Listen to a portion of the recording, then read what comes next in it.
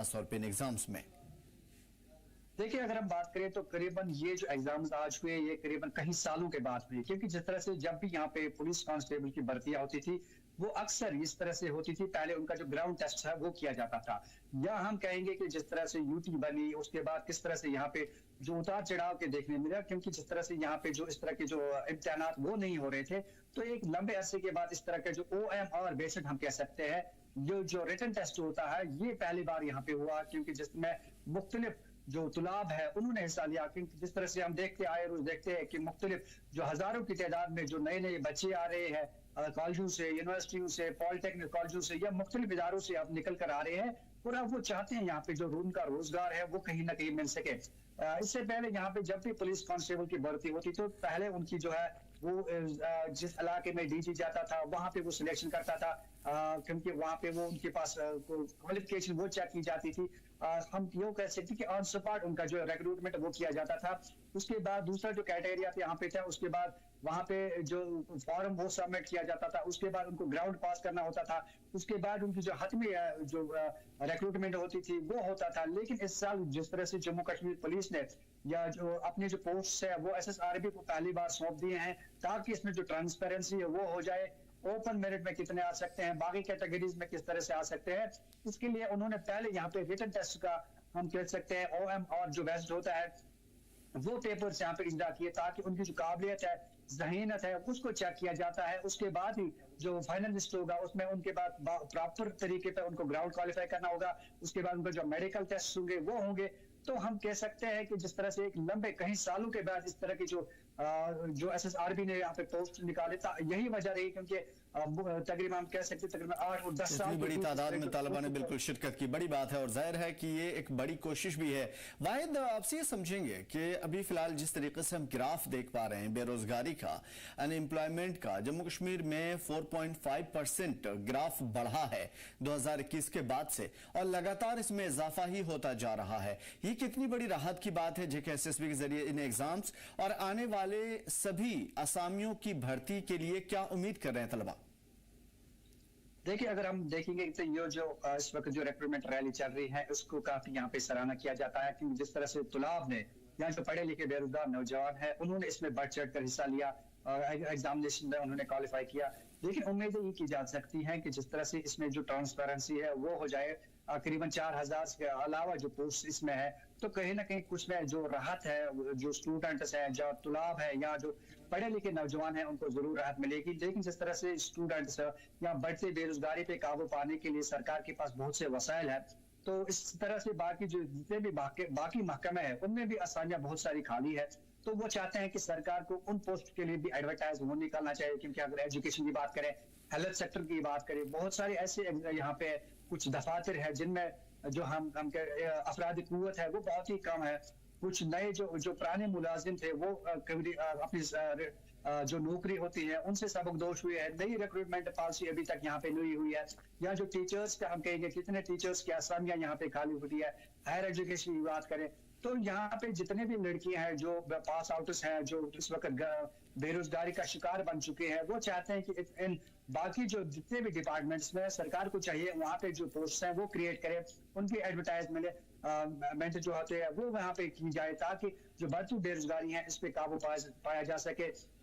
इसके अलावा हमने देखा मुख्तलिफ स्पॉन्सर स्कीम्स होती हैं सरकार के पास, वो भी यहाँ पे चलाई जाती हैं। तो सरकार का मकसद फिलहाल यही है कि जितनी भी अनएम्प्लॉयमेंट यूथ है उनको वो चाहते हैं वो रोजगार दे, क्योंकि बढ़ती बेरोजगारी पे काबू पाना एक साथ ही जो है वो नामुमकिन है। और साथ ही साथ जिस तरह से हम देखते हैं आए रोज नई नई जो स्कीम्स हैं वो यहाँ पे चालू की जाती हैं, जो वेलफेयर स्कीम्स होती हैं, पढ़े लिखे नौजवान को यहाँ पे अपने जो एस्टेब्लिश यूनिट्स है वो करने के लिए यहाँ पे वो साधन वो यहाँ पे दिए जाते हैं। तो हम कह सकते हैं कि सरकार भी इसमें पूरे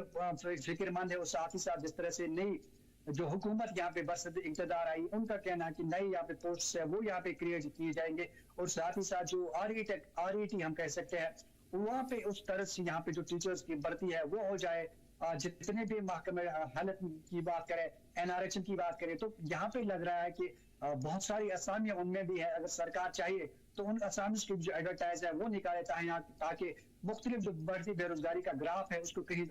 हद तक जो है वो काम किया जा सकता है। जी बड़ी बात है और जाहिर सी इससे नौजवानों को खासतौर पे उनकी जो बेरोजगारी के मसाइल हैं या दीगर मसाइल वो हल होंगे और सरकार भी इस सिमत में कोशिश करे। बहुत शुक्रिया वाहिद तमाम तर मालूमात के लिए।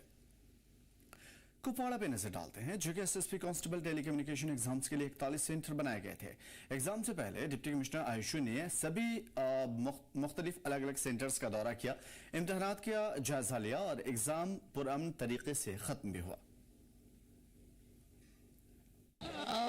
अभी जो ये एग्ज़ाम चल रहा है it's already on going. 41 centres हैं हमारे टोटल।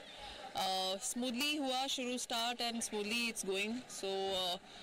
इसमें काफ़ी एफर्ट लगी है पूरे एडमिनिस्ट्रेशन की, पुलिस की, जितने हमारे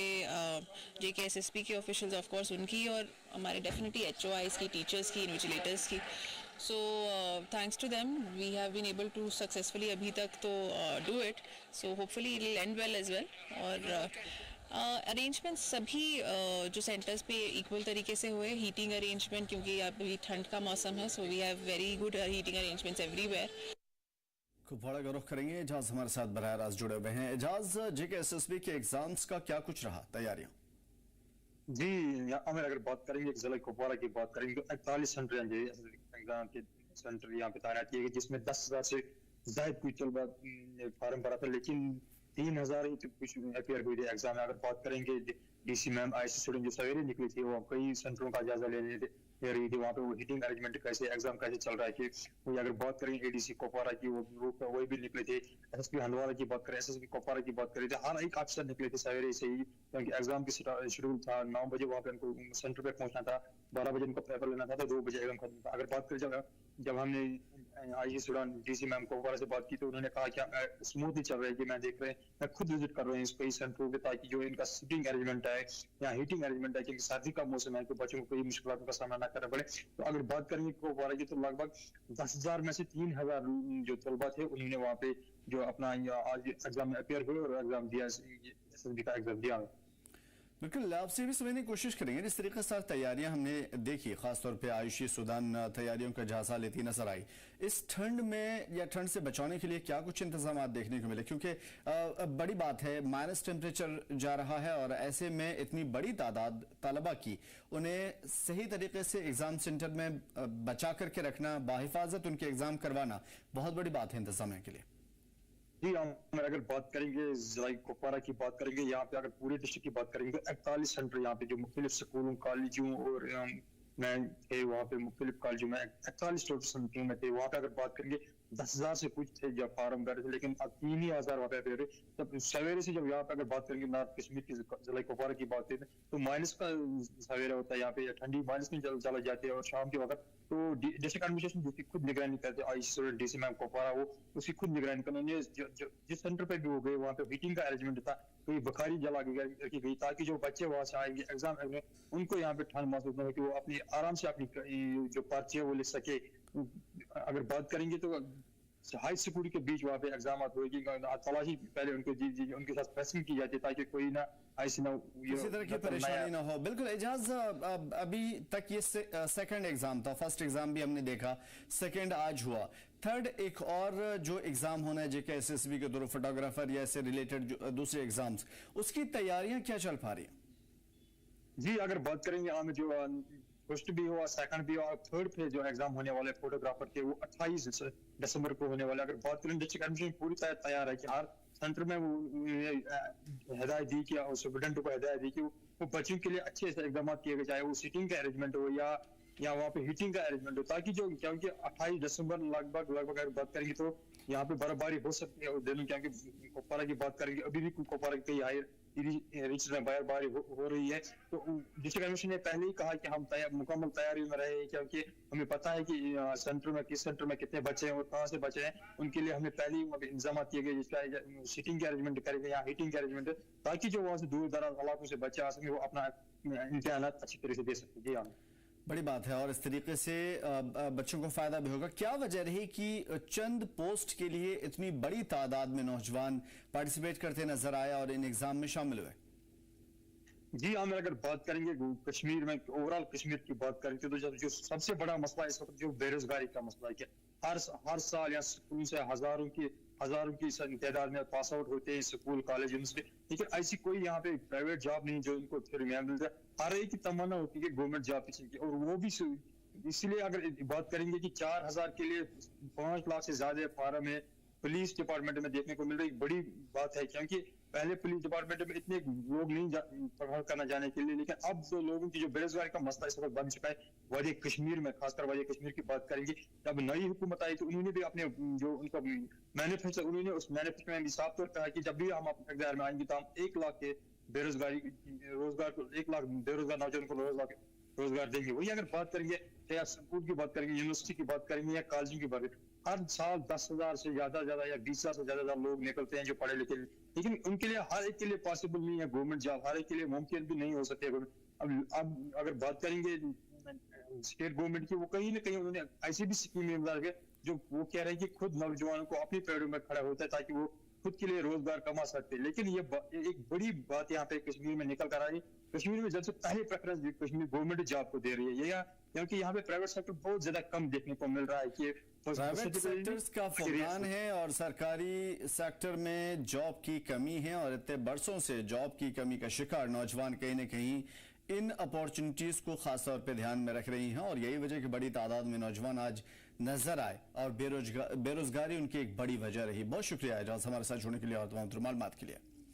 उधर किश्तवाड़ की बात करते हैं। सिंथन टॉप पर भारी बर्फबारी और डेंजरस सिचुएशन की वजह से किश्तवाड़ सिंथन नेशनल हाईवे बंद कर दिया गया। सभी गाड़ियों की आवाजाही को अगले ऑर्डर तक के लिए बंद कर दिया गया है, और स्टेशन हाउस ऑफिसर चट्टू को पड़ना पुलिस चेक पोस्ट चिंगम में सभी गाड़ियों के लिए नो एंट्री के तख्ती लागू करने पड़े, और ऐसा बोर्ड लगाया गया ताकि यहां से गुजरने वाले लोगों को पता चले कि आगे किस हद तक खतरनाकी उनके सामने रुकावट बन करके आ सकती है। और यही वजह है कि सिंथन टॉप पर ताजा बर्फबारी के बाद फिसलन को देखते हुए रास्ते को बंद करना पड़ा है, लेकिन ये नजर में रखा जाए कि नेशनल हाईवे है और यहां से बड़ी तादाद में गाड़ियों का गुजर होता है। फिलहाल तमाम तरह एहतियात के बावजूद, चाहे वो चैन जो लिंकअप किया जाता है टायर से, एंटी स्किड चैन जो होती है, उसके बावजूद भी इन रास्तों से गुजरना काफी खतरनाक है, क्योंकि जरा सी फिसलन हुई और उसके बाद लोग गहरी खाई में जा गिर सकते हैं। ऐसे में इंतजामिया की जिम्मेदारी बनती है कि वो इस तरह के हाई एल्टीट्यूड टॉप पर जो हाईवे या फिर शाहराह गुजर रही है उस पर लोगों को चलने फिरने से फिलहाल रोका जाए, जब तक इस सड़क को साफ नहीं किया जाता, जब तक इस सड़क को बेहतर नहीं किया जाता, ताकि किसी भी तरह के हादसे ना हो, क्योंकि बड़ी गाड़ियां गुजरती हैं यहां से और लोगों के लिए बड़ा खतरा बन सकती हैं। यहां पे बर्फबारी की वजह से एवलांच का भी एक बड़ा खतरा रहता है, पहाड़ियों से लुढ़कता हुआ बर्फ का बड़ा टुकड़ा नीचे आ सकता है। सीधा किश्तवाड़ का रुख करेंगे, मुंतशिर हमारे साथ जुड़े हुए हैं। मुंतशिर, आपकी तरफ सीधा आएंगे। सवाल यह है, जिस तरीके से सिचुएशन हम देख पा रहे हैं, क्या कुछ बर्फबारी की सूरत हाल है? क्या बर्फबारी रोज बरोज बढ़ती जा रही है जिसकी वजह से प्रॉब्लम है? देखिए आमिर, हाई एल्टीट्यूड एरिया है, लगभग समुद्री सतह से 12,000 की फीट पर जो है ये इलाका मौजूद है। आपको मैं बता दूं, ये इलाका हाई रिचेस पे है। यहाँ पर जो है जो है वो अगर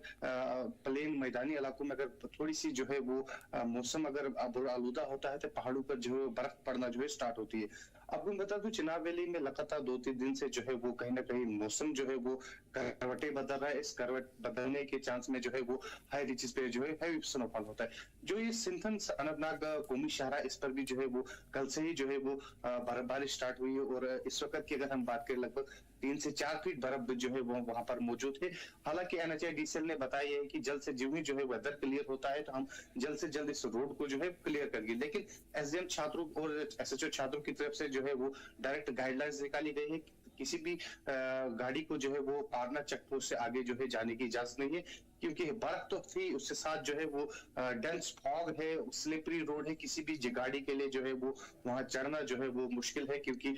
इलाका काफी जो है हाइट पे है, लगभग 12,000 की फीट पे। तो लेकिन इस वक्त की अगर हम बात करें कि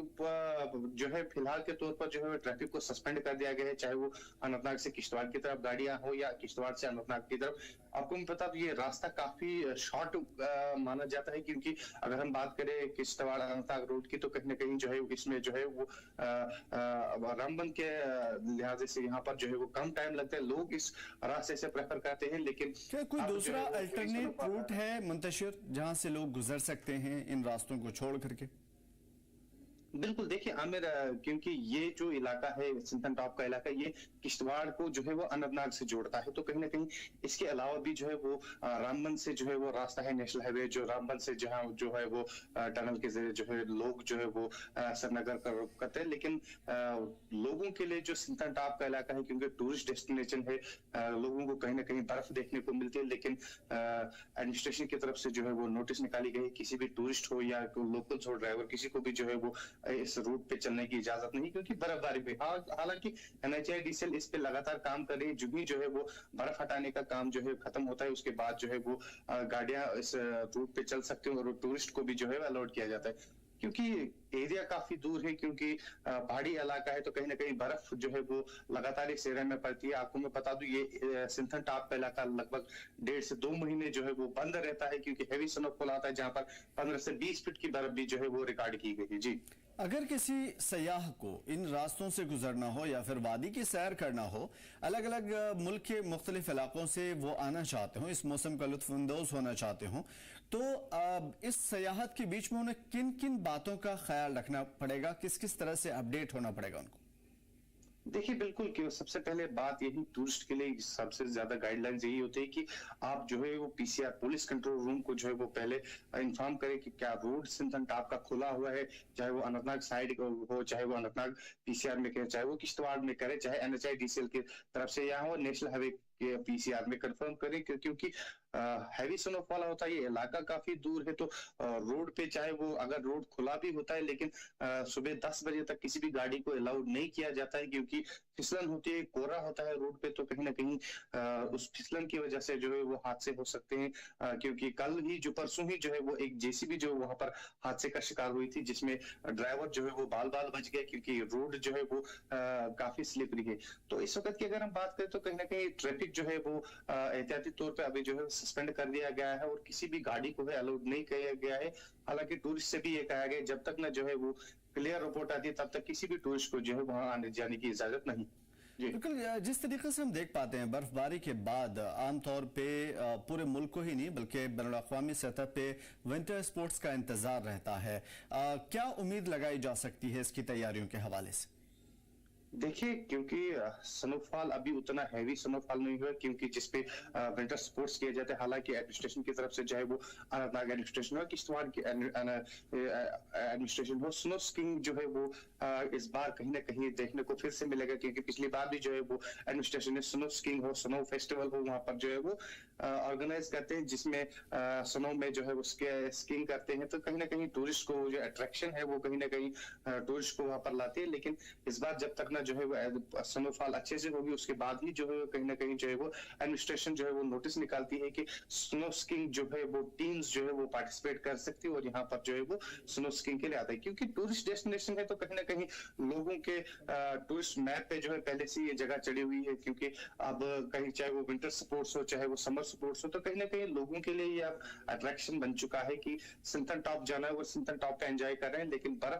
जो वो बर्फ का लुत्फ जो है वो चाहे सिंथन टॉप हो, चाहे गुलमर्ग हो, चाहे दुधपथरी हो, इन एशिया इलाकों पे जहां पर जो है बर्फ जो है 10-10 फीट से ऊपर भी जहां जमा होते हैं, वहीं पर जो है ये स्पोर्ट्स जो है वो कार्निवल जो है वो ऑर्गेनाइज किए जाते हैं। जी बिल्कुल, एक चीज और समझने की कोशिश करेंगे आपसे मुंतशिर, जिस तरीके से हम देख पा रहे हैं कि बर्फबारी शुरू हो चुकी है। पिछली बार हमने देखा था काफी लेट से बर्फबारी शुरू हुई थी, उसके बाद विंटर स्पोर्ट्स की तैयारी भी काफी उसमें ताखिर हुई है, उसके बाद लास्ट में विंटर स्पोर्ट्स हमें देखने को मिला। लेकिन इस मरतबा बर्फबारी पहले ही शुरू हुई है, क्या उम्मीद की जा सकती है कि इस मरतबा विंटर स्पोर्ट्स लोगों को पहले ही देखने को मिलेगा और इंतजामिया उस हवाले से पहले ही तैयारी करके विंटर स्पोर्ट्स कराएगा? बिल्कुल, देखिए क्योंकि इस बार पिछली सब बार अगर बर्फ लेट पड़ी थी, लेकिन इस बार जो है वो कहीं ना कहीं बर्फ पहले पड़ चुकी है। लोगों के लिए जो है वो लोग काफी खुश हैं, क्योंकि हालांकि गर्मियों के सीजन में जो है वो लोगों को काफी मुश्किलात का सामना करना पड़ा, लेकिन अब लग रहा है कि स्नोफॉल जो है हाई रिच में हुई तो कम से कम मैदानी इलाकों में जो है बारिशें होंगी। तो कहीं ना कहीं अब लोग जो है वो इंतजार कर रहे हैं कि कब जो है वो एडमिनिस्ट्रेशन अनाउंस करे, कब जो है वो टूरिज्म डिपार्टमेंट अनाउंस करे कि यहाँ पर जो है वो विंटर कार्निवल्स होंगे, विंटर फेस्टिवल्स होंगे, जहां पर लोग जो है वो बढ़ चढ़, न सिर्फ जम्मू कश्मीर के बल्कि हिंदुस्तान के अलग अलग हिस्सों से जो है वो यहाँ पर जो है वो लोग जो है वो पार्टिसिपेट करने आते हैं और इस स्नो स्कीइंग का जो है वो मजा लेते हैं। लेकिन साथ ही साथ मैं आपको ये भी बता दूं, टूरिस्ट के लिए जो है वो गाइडलाइंस भी निकाली जाती है कि टूरिस्ट जो है वो अपना जो है वो पूरा इक्विपमेंट जो है साथ लाए, अपने जो कपड़े जो है वो कहीं ना कहीं गर्म कपड़े जो है अपने साथ लाए, क्योंकि इलाका काफी हाई रीच पे है, लगभग 12,000 की बुलंदी पर जो है वाक़ा है, और जहां पर माइनस में जो है वो दिन में भी टेम्परेचर रहता है। जी बिल्कुल, और इन तमाम तर चीज़ों को एहतियात के साथ आगे बढ़ना भी चाहिए और सयाहों को इन तमाम तर चीज़ों का ख्याल रखना चाहिए। बाकी जम्मू कश्मीर इंतजामिया इन तमाम तर चीज़ों को संभालेगी, वहाँ पे किस तरह की चीज़ें होनी है और सयाहत को भी इसमें जिस तरीके से महमेज देनी है वो इंतजामिया इस चीज़ के लिए बराह रास्त लगा भी रहता है। बहुत शुक्रिया मुंतशिर हमारे साथ जुड़े रहने के लिए और तमाम तर बेहतरीन मालूमात के लिए। ताज़ा बर्फबारी के बाद एहतियाती तौर पर मुगल रोड को गाड़ियों की आमदोरफ्त के लिए बंद कर दिया गया। इंतजामिया का कहना है कि आसपास के इलाकों में भारी बर्फबारी हो रही है, जिसकी वजह से कई मुकामात पर फिसलन पैदा हुई है और इस सूरत हाल से निपटने के लिए सड़कों को बंद करना पड़ा है। तो ताज़ा बर्फबारी की तस्वीरें जो आपको नजर आ रही है ये काफ़ी खूबसूरत है, लेकिन काफ़ी ज़्यादा ख़तरनाक भी। ख़तरनाक इस वजह से क्योंकि इन रास्तों से जो आमतौर पे टेक्नोलॉजीज़ हैं या फिर गाड़ियां हैं वो आसानी से गुजर नहीं सकती, क्योंकि इसको एंटी स्किड चैन की मदद से बांधा जाता है और ज़रा सी बद एहतियाती की वजह से बड़ा हादसा हो सकता है। ताज़ा बर्फबारी हुई है, लेकिन मुगल रोड को बंद करना पड़ा है। और मैं आपको बता दूं कि मुगल रोड वो वाहिद शाहराह है, नेशनल हाईवे है, जो कि पुराने ज़माने में भी इस्तेमाल होता था। अब चूंकि जम्मू कश्मीर के दरमियान नेशनल हाईवे बने हैं नए तौर पे, तो मुगल रोड का इस्तेमाल उतना ज़्यादा नहीं होता, लेकिन आज भी उसकी अहमियत उतनी ही ज़्यादा है। यानी कि मुगल रोड पे जिस तरीके से पहले आवाजाही होती थी आज भी है, लेकिन ये रास्ता इतना आसान नहीं है जितना कि नेशनल हाईवे जम्मू कश्मीर जम्मू श्रीनगर है, क्योंकि ये रास्ता ऊंची ऊंची पहाड़ियों, घाटियों, वादियों के बीच से, जंगलों के बीच से होकर के गुजरती है। यही वजह है कि इन रास्तों पे कई तरह के मौसम, बर्फबारी, एवलांच, इस तरह की चीज़ें देखने को मिलती है, पत्थर गिरने के वाक़यात देखने को मिलते हैं। इन तमाम चीज़ों की वजह से, स्टोन शूटिंग की वजह से या फिर एवलांच की वजह से ये दो खतरे हैं। बल्कि इसमें एक चीज़ और ऐड कर सकते हैं आप, बर्फबारी की जो फिसलन होती है, तो बर्फबारी की वजह से सड़कों पे फिसलन, ऊपर से गिरने वाले जो स्टोन है, पत्थर है वो, और उसके साथ साथ एवलांच, इस तरह के खतरे बढ़ जाते हैं। शोपिया का रुख कर लेते हैं, जुनैद गुलजार हमारे साथ जुड़े हुए हैं। जुनैद, बारामूला और दूसरे इलाकों का रुख करने वाले अलग अलग लोग जो आमतौर पे मुगल रोड का भी इस्तेमाल करते हैं, मुगल रोड जो कि तारीखी भी है, इसे इस वक्त बंद करना पड़ा है, क्या असबाब हैं, क्या सूरत हाल है, बर्फबारी कितनी हो रही है? बिल्कुल, देखिए मैं आपको बताता हूँ कि अगर हम पहले जो है महकमा मौसमियात की बात करें तो महकमा मौसमियात ने जिस तरह से पेशगोई की थी कि बालाई इलाकों के साथ साथ मैदानी इलाकों में भी हल्की फुल्की बर्फबारी होगी, तो उनके पेशगोई के मुताबिक जो है बालाई इलाकों में आज दोपहर के बाद ही जो है बर्फबारी हुई थी। मैं अगर मैं बात करूंगा जिला शोपियान की, तो जिला शोपियान के पूरे ऊपरी इलाका पीर की गली पे जो है बर्फबारी देखने को मिली है, जिसके बाद जो है एहतियाती तौर पर मुगल रोड को बंद कर दिया गया। मैं आपको बता दूं कि इस पे रोड पे जो है फिसलन की वजह से या फिर खतरा की वजह से ये रोड जो है बंद कर दिया गया था। इससे पहले भी हमने देखा था कि कहीं जो है एक हफ्ते पहले जो है बर्फबारी हुई थी, तो बाद में जो है मुगल शहर को बंद कर दिया गया था, लेकिन थोड़ी तौर के बाद उस पर बर्फ हटाया गया और फिर से जो है ट्रैफिक की आमद-रफ्ती के लिए इसको बहाल कर दिया गया था। लेकिन आज जो है दोपहर के बाद फिर से बर्फबारी देखने को मिली, तो फिर से ट्रैफिक की आमद-रफ्ती को बहाल कर दिया गया, लेकिन बंद कर दिया गया। लेकिन मैं आपको इंतजामिया ने और ट्रैफिक हुकाम ने ये जो है एडवाइजरी जो है इशू की है कि अगर किसी को भी वहां से जो है मुगल रोड को जाना है तो वो पहले ट्रैफिक कंट्रोल रूम से जो है राब्ता करे और रोड का सूरत हाल जाने, क्या रोड खुला है बंद है, तो उसके बाद वो जो है आगे जा सकते हैं। मैं आपको बताता हूँ कि मुगल रोड जो है कश्मीर वैली से दूसरे जम्मू के दूसरे पुंछ और राजौरी से मिलाता है, तो ये जो है जब भी इस पे बर्फबारी हो तो ये हिरपुर के मकामात पे बंद होता है, तो हिरपुर के जो है पुलिस स्टेशन के मकामात पर इसको बंद कर दिया जाता है और सभी गाड़ियों को वहीं पे रोक दिया, न सिर्फ लोकल्स को और टूरिस्ट को भी वहीं पे रोक दिया जाता है क्योंकि खतरा और फिसलन इस पे लगातार बना रहता है। जी बिल्कुल जुनैद, ये समझने की कोशिश करेंगे आपसे। जिस तरीके से हम देख पा रहे हैं तस्वीरों में काफ़ी खूबसूरत बर्फबारी है लेकिन खतरात भी उससे ज़्यादा है। अगर किसी को अपडेट लेना हो कि किन रास्तों से गुजरना है, कौन से रास्ते बंद हैं और किस तरीके से आगे का सफ़र तय करना हो किसी सयाह को जो दूसरे स्टेट से आया हो, तो उन्हें किस तरह की चीज़ों को फॉलो करना पड़ेगा, कैसे अपडेट लेना पड़ेगा और किस तरीके से अपडेट उन्हें खुद रहना पड़ेगा? बिल्कुल, देखिए मैं आपको बताता हूँ कि अगर किसी सयाह को या फिर किसी लोकल को इस मुगल रोड से जो है जाना होगा, गुजरना होगा, तो मैं आपको बता दूं कि ट्रैफिक हुकाम ने अपने जो है मैन जो है इसी रोड पे रखे हैं, वो 24 घंटा वो ड्यूटी करते हैं और अगर कोई भी जो है इस वहां से गुजरता है उसे रोकते हैं और उससे पूछते हैं कि आपको कहाँ जाना है। अगर बाद में उन्हें आगे जाने की जो है जाना होगा तो बाद में उन्हें परमिशन दिया जाता है। अगर रोड बंद हो तो उन्हें वहीं से जो है वापस जो है मोड़ दिया जाता है। मैं आपको ये भी बता दूं कि ट्रैफिक पुलिस की तरफ से सभी सोशल मीडिया हैंडल्स पे जो है एडवाइजरी लगातार जारी रहती है और बिल्कुल एक्स पे जो ट्रैफिक हुकाम जो है लगातार हर 2-3 घंटे बाद अपडेट करते रहते हैं हर एक रोड के, तो उन्होंने ये जो है बता दिया और हेल्पलाइन के जरिए भी वो जो है बताते हैं कि अगर किसी को भी जाना है तो हेल्पलाइन के जरिए भी कॉन्टेक्ट कर सकते हैं और सोशल मीडिया हैंडल्स पे भी हमें जो है देख सकते हैं और उसी के मुताबिक जिस तरह से रोड खुला हो गया या बंद हो गई उसी के मुताबिक अपना सफर बना सकते हैं और अपना जो है आगे जाके सफर जो है चल सकते हैं। जी बिल्कुल, आपसे ये भी समझने की कोशिश करेंगे। मुगल रोड की बात हो रही थी, मुगल रोड फिलहाल बंद है और जाहिर है कि जल्द खोल दिया जाएगा, लेकिन मुगल रोड पे किस तरह के प्रॉब्लम्स हैं, किस तरह की मुश्किलात हैं और कैसे यहाँ पे मसाइब या मुश्किलात पैदा हो जाती हैं सयाहों को या गुजरने वाले ड्राइवर्स के लिए, क्या किस तरह की प्रॉब्लम्स का सामना करते हैं वो?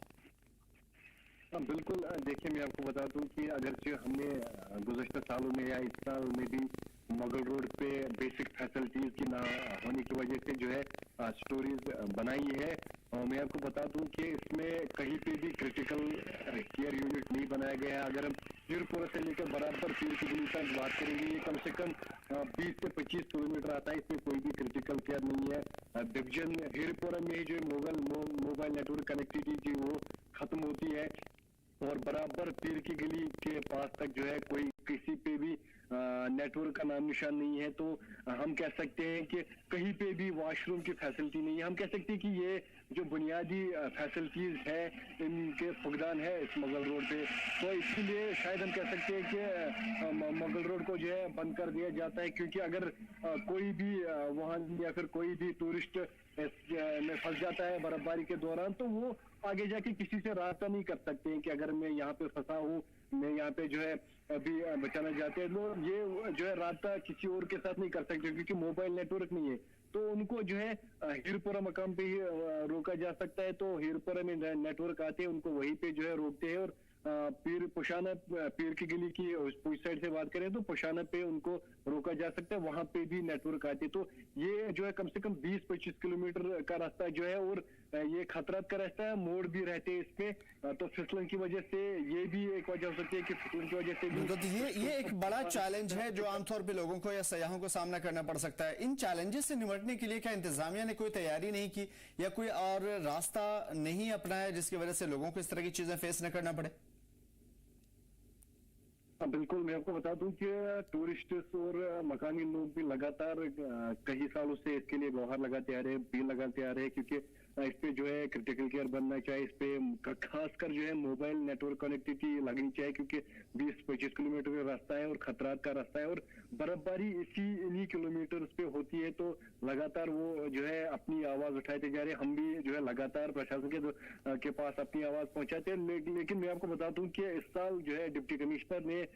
जो है कुछ महीने पहले एक मीटिंग ली थी, उसमें ये जायजा सभी टेलीकॉम ऑपरेटर्स को बुलाया गया था। उसमें ये जायजा लिया गया कि इस जो है रास्ते के द्वारा इसमें मोबाइल नेटवर्क कनेक्टिविटी होनी चाहिए, और ये हम कह सकते हैं कि यकीनन जो है इस साल इस जो है या फिर आने वाले साल में जो है इस पे जो है काम लग जाएगा, और यकीनन अगले साल हम जो है टूरिस्ट के लिए और मकामी लोगों के ये लिए आसानियां देखेंगे। बिल्कुल उम्मीद यही कर सकते हैं। फिलहाल जुनैद, आपसे ये समझेंगे, जिस तरीके से एंटी स्किड चैन वगैरह लगा करके आगे बढ़ने की इजाजत मिल रही थी, कुछ दिनों पहले तक ये खबर आई थी, क्या फिलहाल वो सूरत हाल बरकरार नहीं है ताकि लोग आगे बढ़ सकें एंटी स्किड चैन वगैरह लगा करके, और उनको रास्ते में कहीं फिसलन या दूसरे मसाइब का सामना न हो? बिल्कुल, मैं आपको बता दूं कि जब भी जो है बर्फबारी हुई आज दोपहर के बाद, तो इंतजामिया ने बिल्कुल इसको पूरा जो है बंद कर दिया गया था, क्योंकि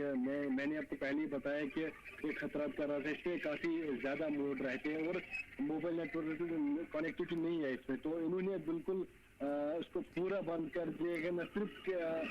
चैनल का इस्तेमाल किया या किसी दूसरे का, कोई भी इस पे ये एडवाइजरी नहीं है कि वो जो है अपने टायरों में चैनल लगा के यहाँ जा सकते, कोई भी एडवाइजरी इसके लिए नहीं है। बिल्कुल रोड बंद है, जो ही बर्फ हटाया जाएगा तो रोड जो है बहाल एक बार हो जाएगा। तो एक और अपडेट आपको इस हवाले से लेंगे, जिस तरीके से लोग यहाँ से गुजर नहीं सकते, फिलहाल रोड बंद है, क्या उम्मीद की जा सकती है कि कब तक इस रास्ते को बहाल कर लिया जाएगा? बिल्कुल, मैं आपको बता दूं कि आज दोपहर में ही ये बर्फबारी हुई थी, तो फिलहाल आज देर शाम तक जो है मौसम ओवरऑल था। हो सकता है कि पीर की गली पे अभी भी बर्फबारी हो सकती है, कि इसका हमें लेटेस्ट अपडेट अभी हमारे पास नहीं है, तो हो सकता है बर्फबारी जो है हो सकती है या फिर बर्फबारी रुकी होगी, तो जो ही मौसम में बेहतरी हो सकती है। और आज रात के लिए फिलहाल जो है ट्रैफिक पूरा बंद रह जाएगा, लेकिन सुबह जब सूरज की किरण जो है खिलेगी और बर्फबारी का हटाने का काम जो है शुरू होगा, तो उसके बाद जो है मौसम बेहतर होगा, तो एक बार तो आगे रास्ते को खोलने की इजाजत मिलेगी और सयाहों को गुजरने की इजाजत मिलेगी। शुक्रिया जुनैद हमारे साथ जुड़ने के लिए, तमाम तरह अपडेट्स के लिए। नॉर्थ कश्मीर का एक और दिलकश सयाहती मुकाम वादी बंगस इस मौसम की पहली बर्फबारी के साथ ही एक सरसब्ज और शादाब वंडरलैंड में तब्दील होता नजर आ रहा है, जिसमें हरे भरे मैदानों पर बर्फ की सफेद चादर बिछी हुई नजर आती है। इस इलाके में अब तक लगभग 1 फुट बर्फबारी हो चुकी है, जिससे एक बेहद खूबसूरत नजारा बना हुआ है, जिससे पूरी दुनिया में सयाहों को अपनी तरफ मुतवज्जा करता है। बंगस आने वाले सयाहों को कदीम यहाँ की जो खूबसूरती है वो देखने को मिलती है। बर्फ से ढके हुए घास के मैदान, पुरसुकून माहौल, ये उन्हें काफी भाते हैं। अपने दिलकश मनाजिर के लिए मशहूर बंगस मुसाफिरों और सयाहों के लिए एक पसंदीदा जगह भी है। माना जा रहा है कि ताज़ा बर्फबारी आने वाले दिनों में ज्यादा सयाहों को अपनी तरफ खींचेगा, जिससे इलाके में टूरिज्म को फरोग मिलेगा। मुकामी हुक्काम ने इस बात का यकीन दिलाया है कि सयाहों की हिफाजत और सहूलत को यकीनी बनाने के लिए ज़रूरी इंतजाम किए गए हैं। बहुत सारे एक्सपीरियंस, मेमोरीज और लॉट ऑफ फन। ऊपर जाके बताया आगे लोगों ने कि ऊपर जाके और भी अच्छा व्यू है, तो आई गेस कि वर्थ इट हो जितना हम ट्रैवल करके आए हैं। तो लेट्स सी आगे क्या होता है। उधर जम्मू कश्मीर में ठंड का जोर लगातार कायम है। जी हां, टेम्परेचर माइनस में रिकॉर्ड किया जा रहा है। ठंडी हवा में सर्दी की शिद्दत और भी ज्यादा बढ़ जाती है। यही वजह है कि लोग एहतियात बरत रहे हैं। रात के दर्जा हरारत में लगातार गिरावट है। दूसरी ओर सर्दी बढ़ने के साथ ही सयाहती मुकाम पर सयाहों की आमद बढ़ने लगी है, यानी कि जितनी ज्यादा सर्दी उतने ज्यादा लोग शदीद सर्दी के बीच में बड़ी तादाद में सयाह वादी कश्मीर का रुख कर रहे हैं, मौसम का लुत्फ उठा रहे हैं। मजीद बर्फबारी होने की सूरत में जल्द विंटर स्पोर्ट्स का भी ऐलान कर दिया जाएगा। फिलहाल सूरत हाल बनी हुई है और इस बदलते मौसम में सयाहों की क्या सिचुएशन है जानेंगे। सीधा रुख करेंगे श्रीनगर का, हमारे साथ मीर जुड़े हुए हैं। मीर, क्या कुछ मौसम की सूरत हाल बनी हुई है? महकमे मौसमियात ने क्या कुछ का इस हवाले से? सर्दी है यहाँ पे, हालांकि ड्राई स्पेल है, बारिश नहीं हो रही है और मैदानी इलाकों में अभी बर्फ भी नहीं हुई है, लेकिन हिली एरियाज में जो आइसोलेटेड प्लेसेस हैं, पहाड़ी इलाके हैं, वहां पे अब जो है बर्फ देखने को मिल रही है। चाहे हम नॉर्थ एंड की बात करें, कुपवारा की बात करें, या गुलमर्ग में भी कुछ दिन पहले जो है लगातार बर्फ देखने को मिली थी, या सोनमर्ग की अगर हम बात करें तो ऐसी लोकेशन पे जो है नॉर्थ एंड की अगर हम बात करें तो बर्फ जो है आप देखने को मिल रही है। लेकिन अगर हम मैदानी इलाकों की बात करें तो अभी सर्दी की जो शदीद लहर जो है वो अभी भी लगातार उसी तरह से चल रही है। हालांकि अर्ली मॉर्निंग अगर हम देखें तो 9-10 बजे तक जो है कहीं ना कहीं पे हम कह सकते हैं कि एक फॉगी एटमॉस्फेयर जो है देखने को मिलता है, लेकिन उसके बाद जो है विजिबिलिटी क्लियर हो जाती है। लेकिन ओवरऑल रात का टेम्परेचर अगर हम देखें तो कई दिनों से जो है मंफी जो है रिकॉर्ड किया जा रहा है। यहाँ तक कि अगर हम देखें तो -6 पॉइंट के आसपास भी जो है टेम्परेचर जो है रिकॉर्ड किया गया है कश्मीर में कई सारे मुकामात की अगर हम बात करें तो लगातार ये जो सूरत हाल जो है ये हमें 15 दिसंबर तक एटलीस्ट देखने को मिल सकती है। लेकिन अगर हम ड्राई स्पेल की प्रेडिक्शंस की बात करें, फोरकास्टिंग की बात करें तो मेट्रोलॉजिकल डिपार्टमेंट का मानना था कि 7 तारीख तक जो है ये सूरत हाल हमें देखने को मिल सकती है। उसके बाद किसी हद तक जो है हल्के तौर पर जो है मौसमी तब्दीलियां देखने को मिल सकती है। लेकिन ओवरऑल लेवल पे 15 दिसंबर तक कोई बड़ी जो सिग्निफिकेंट जो डेवलपमेंट जो है क्लाइमेटिक चेंज जो है वो हमें कश्मीर में देखने को नहीं मिलेगी। लेकिन उसके बाद जो है 20 तारीख की अगर हम बात करें यानी कि 15 दिसंबर के बाद अगर हम 2-4 दिनों का वक्फा छोड़ के अगर हम 20 दिसंबर की बात करें तो कश्मीर में हमें चलाई कलान का जो पीरियड है वो शुरू होता हुआ नजर आएगा। और ये जो पीरियड रहता है विंटर्स का सबसे हार्शेस्ट एक पीरियड रहता है, टाइम पीरियड रहता है, तो उसमें जो है शदीद तरह की जो है सर्दी भी देखने को मिलती है। या अगर हम बर्फबारी की बात करें या बरसातों की बात करें, बारिश की बात करें तो इस तरह की जो सूरत हाल जो है ओवरऑल कश्मीर डिवीजन में जो है देखने को मिलती है। तो ये कुछ सूरत हाल है अभी मौसम के हवाले से अभी जम्मू कश्मीर से। जी बिल्कुल, हमारे साथ गौहर मलिक भी हैं। गौहर, आपकी तरफ आएंगे। जिस तरीके से हम देख पा रहे हैं 1-2 दिनों से मौसम काफी बदला सा नजर आ रहा है, टेम्परेचर भी गिरावट देखने को मिल रही है, क्या कुछ सूरत हाल बनी हुई इस वक्त? बिल्कुल आमिर जी, आपको बताते चले कि कंटिन्यू जो ड्राई स्पेल चल रहा था उस वजह से जो कि टेम्परेचर वो माइनस में चल रहा था, पूरी यहाँ पर वादी में जो माइनस टेम्परेचर चल रहा था, उस हवाले से आज अगर हम नॉर्थ कश्मीर बारामूला की बात करें तो आज 4 बजे के बाद यहाँ पर सयाती मुकाम गुलमर्ग में बर्फबारी स्टार्ट हुई और उसके नीचे जो गेटवे आप गुलमर्ग से टंगमर्ग के थे यहाँ पर भी आज हल्की बर्फबारी हुई है, जिस वजह से गुलमर्ग में जो कि मेन गुलमर्ग में वहाँ पर 2-3 इंच के करीब यहाँ पर बर्फबारी जमा हुई और टंगमर्ग में भी 1 इंच के करीब बर्फबारी जमा हुई है, जिस वजह से आज 4 बजे के बाद यहाँ पर टंगमर्ग से जो गाड़ियां गुलमर्ग की तरफ रवाना है किसी भी गाड़ी को वहां पर अलाउ नहीं किया गया बगैर उन गाड़ियों को जिनको 4x4 फैसिलिटी थी और जो इंटरसिक्यूटिव स्नो चेन्स पहनी हुई थी उन गाड़ियों की गुलमर्ग की ओर रवाना किया गया, क्योंकि कंटिन्यू वो 4 बजे के बाद गुलमर्ग में बर्फबारी इस वक्त भी हो रही है और कई मैदानी इलाकों में यहाँ बारामूला की बारिशें हो रही है। तो फिलहाल गुलमर्ग से यही खबर है कि वहां पर इस वक्त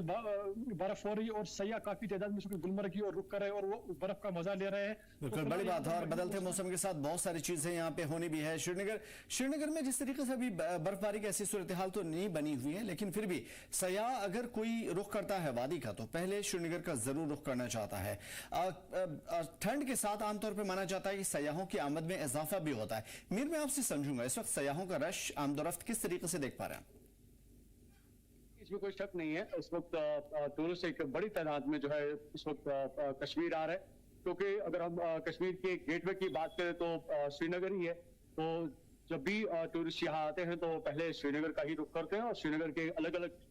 जो यहाँ पे मुकामात है। हालांकि अगर हम बागों की बात करें तो इस वक्त क्योंकि पत्ते जो है अभी सरसब्ज नहीं है, उन पे एक लाली छाई हुई है और वो अभी गिर रहे हैं, तो बागों में उतनी जो लताफत जो है वो अभी देखने को नहीं मिल रही है। लेकिन डल लेक की बात करें, हाउस बोट्स की बात करें या जबरवन हिल्स की बात करें, ये कुछ ऐसे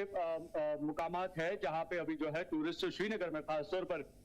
घूमने के लिए आते हैं। अगर हम ओल्ड सिटी की बात करें या दरगाह हजरत बल की बात करें या शंकराचार्य की बात करें, लाल चौक घंटाघर की बात करें, तो ये कुछ ऐसे पर्टिकुलर मुकामात है श्रीनगर के जहाँ पे इस वक्त जो है टूरिस्ट हमें घूमते हुए नजर आ रहे हैं। लेकिन यूजुअली जो है जब भी हम बात करते हैं जो श्रीनगर में टूरिस्ट होते हैं तो उनका जो पड़ाव होता है वो हिली एरियाज की तरफ होता है, ऐसी टूरिस्ट डेस्टिनेशंस की तरफ, चाहे हम पहलगाम की बात करें, हम यूसमर्ग की बात करें, सोनमर्ग की बात करें, गुलमर्ग की बात करें, खिलनमर्ग की बात करें, अफरवट की बात करें, तो ये कई ऐसे मुकामात हैं जो कि हिली एरियाज पे आते हैं। तो यूजुअली एक कह सकते हैं कि ट्रांजिट स्टेशन जो है इस सूरत हाल में, इस मौसम में अगर हम देखें तो श्रीनगर को देखा जाता है कि वो कुछ देर तक यहाँ मार्केट्स का सेल करते हैं या ऐसी कुछ डल लेक पे या शिकारा की राइड लेते हैं, लेकिन उसके बाद उनका जो पड़ाव जो होता है, उनका जो रुख जो होता है वो हिली एरियाज की डेस्टिनेशंस पे ही होता है। तो जिस तरह से अभी गौहर भी कह रहे थे कि अभी नॉर्थ कश्मीर के कई ऐसे टूरिस्ट डेस्टिनेशन है जहाँ की तरफ जो है इस वक्त टूरिस्ट जो है रुजू कर रहे हैं। अगर हम साउथ कश्मीर की भी बात करें तो कई सारे ऐसे मुकामात हैं जहाँ पे टूरिस्ट अभी जा रहे हैं, लेकिन ओवरऑल लेवल पे देखें तो पूरा जो कश्मीर जो है इस वक्त सयाहों से भरा पड़ा है, इसमें कोई शक नहीं। और इसमें मजीद इजाफा होगा आने वाले वक्त में, जब जो बर्फबारी जो है का जो सिलसिला जो है वो एक बदस्तूर लेवल पे जब शुरू होगा तो उससे जो है यहाँ पे जो रफ्तार जो है, जो एक कंटिन्यूटी जो है होती है फ्लो में खासतौर पर टूरिस्ट की, उसमें और ज्यादा इजाफा देखने को मिलेगा। जी बिल्कुल गौहर, जिस तरीके से पिछली बार हमने देखा था, पिछली बार काफी देर से बर्फबारी होने की वजह से विंटर स्पोर्ट्स भी काफी ताखिर से हुई थी, लेकिन इस मरतबा अर्ली स्टेज में हमने देखा कि बर्फबारी शुरू हुई है। तो क्या उम्मीद की जा सकती है विंटर स्पोर्ट्स के हवाले से, और उसकी हवाले से तैयारियां कब तक उम्मीद की जा सकती है कि ये सारी चीजें शुरू हो जाएंगी?